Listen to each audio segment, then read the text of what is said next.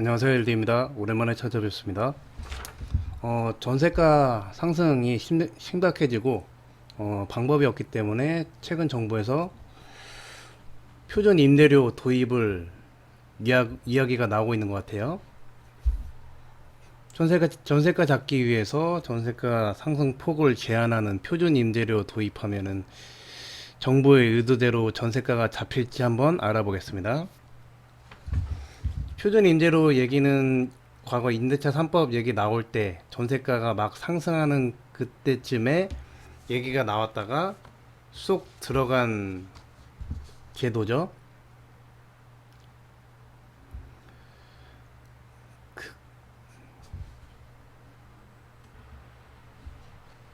임대차 3법과 임대사업자 폐지 그리고 공급 부족으로 인해서 전세 가격이 폭등할 조짐을 보이니까 정부 입장에서 쓸 수 있는 모든 정책을 연끌하는 모양새입니다.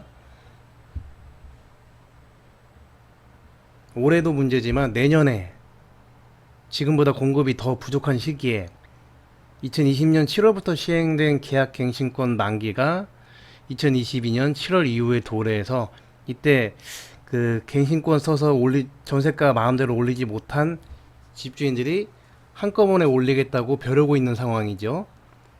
여러분들도 그에 해당되는 분들이 많을 거예요. 그러면 내년에는 전세가가 더 크게 오를 수밖에 없겠죠.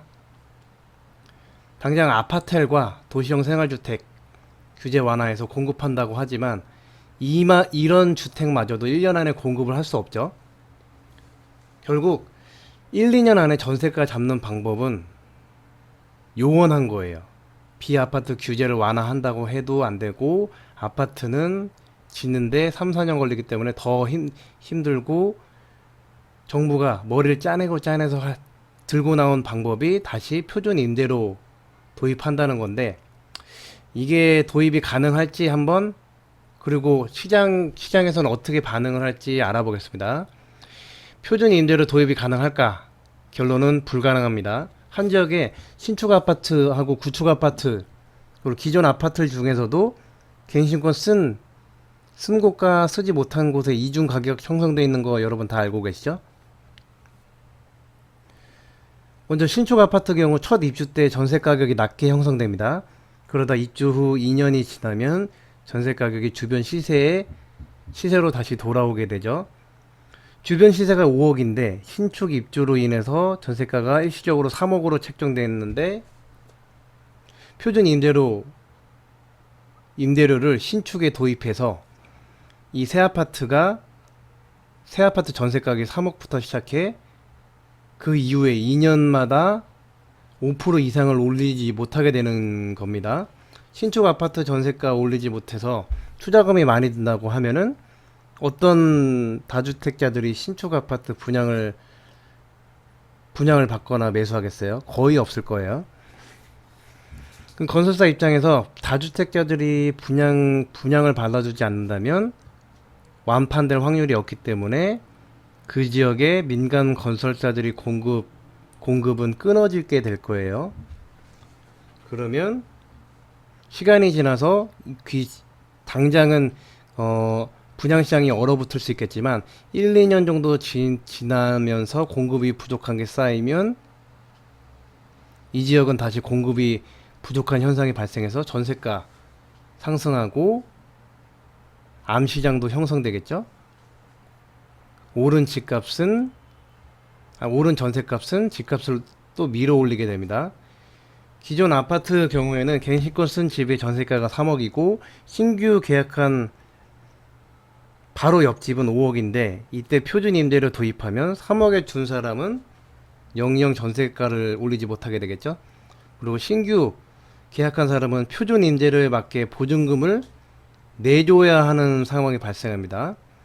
전세 시세가 낮아진 것도 아니고 정부가 강제로 정한 표준 임대료 때문에 보증금을 내줘야 한다면 다주택자들이 가만히 있을지 만무하며 더 대혼란이 일어날 거예요. 지금 임대차 3법으로 인해서 시장이 혼란스럽고 서민들이 힘들어하는데 표준 임대료 도입하면은 시장 개판이 될 거라고 보시면 되세요. 표준 임대료로 인해서 전세 매물은 투자하는 사람들이 없고 집을 사는 사람들이 없을 거니까 전세 매물은 더더욱 지금보다 줄어들 수밖에 없고, 결국 공급을 줄이는 정책으로 작용을 해서 1, 2년 후에 더 큰 전세가 상승과 집값 상승을 만들어낼 거예요. 표준 임대료라는 제도는 자체적으로 도입이 불가능한 제도예요. 같은 아파트에서 남향과 동향, 저층과 고층, 전세 가격이 다 다르게 형성되어 있는 거는 모든 사람이 알고 있는 사항이죠. 이런 그 각 지역의 아파트의 가격, 전세 가격 형성 정도를 일개 공무원들이 다 파악할 수 있을까요? 전문가도 아닌데. 부동산원에서 일하는 직원들도 못하고, 국토부 직원이나 각 지자체의 공무원들도 이를 하나하나 다 파악하기 힘듭니다. 인원도 많지 않아요. 예를 들어서 대구 수성구에 입지 좋은 곳과 안 좋은 곳의 임대료는 다른데 어떤 기준으로 정부가 그거를 정할 수 있을까요? 정하지 못해요. 정부 자신들도 책정 불가한 사항이에요. 그런데 당장 전세가는 상승할 거고, 이 전세가를 막을 방법이 요원하니까 말도 안 되는 정책임을 알면서도 표준 임대료 시행을 자꾸 얘기를 꺼내고 있는 거예요.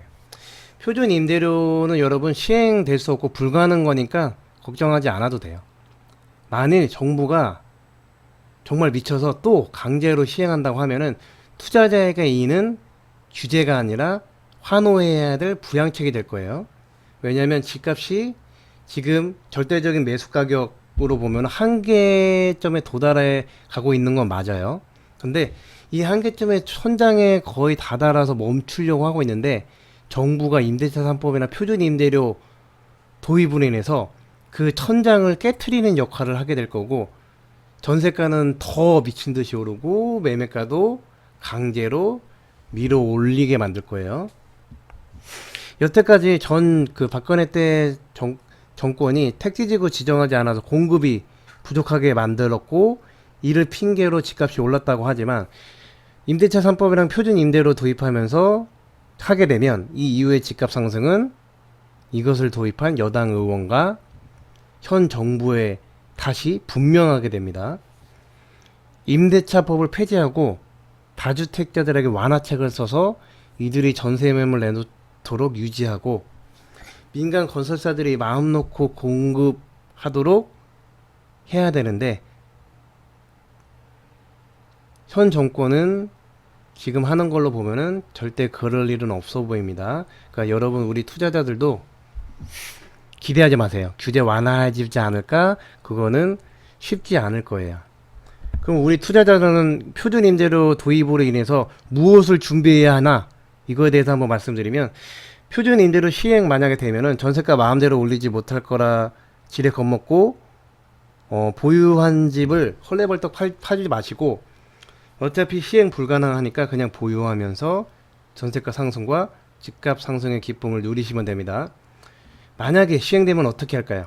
시행돼도 어차피 오래가지 못할 제도고, 이 제도 도입의 피해가 심각하고 사회 혼란을 가중시킬 거기 때문에 결국 폐지될 수밖에 없으며, 그 안에도 공급 부족을 심화시켜 집값 떨어뜨리는 요인은 절대 되지 않습니다. 내년에 종부세 맞은 만큼까지 전세가 이빠에 올려 충당하면은 충분히 되고요. 회수한 돈으로 수도권의 석빌이나 지방의 아파트 단타 매도하면서 갭 투자하셔서 돈 버시면 됩니다. 네, 이번 시간 여기까지 하고요. 구독과 좋아요 꼭 눌러주세요. 그냥 눈팅만 하지 마시고요. 벼락거지 꼭 면하시길 바랍니다.